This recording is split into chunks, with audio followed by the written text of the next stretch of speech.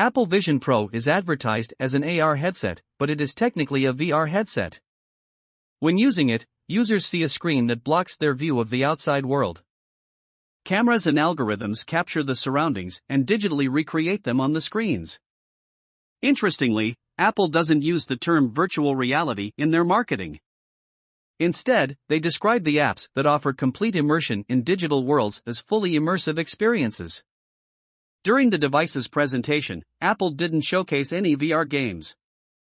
They want to steer clear of the notion that virtual reality can isolate users from their surroundings, as they aim to avoid that negative perception for the Apple Vision Pro. However, there will still be VR games available for the Apple Vision Pro.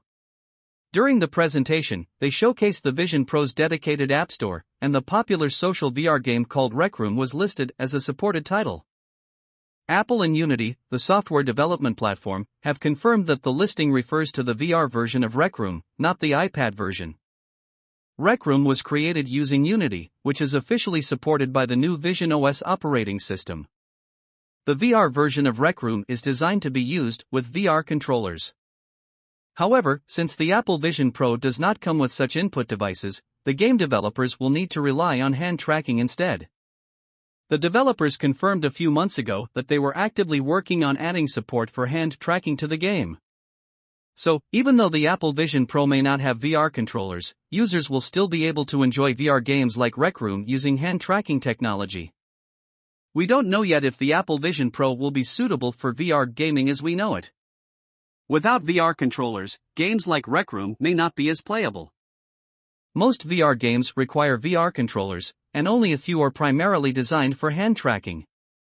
However, if Apple's headset or its future versions are successful, this could change how games are played. Meta, formerly Facebook, will also continue to promote hand tracking as an input method in the next few years. For instance, the upcoming Meta Quest 3 will have improved hand tracking compared to the Meta Quest 2. Hand tracking can make VR and AR headsets more accessible for people.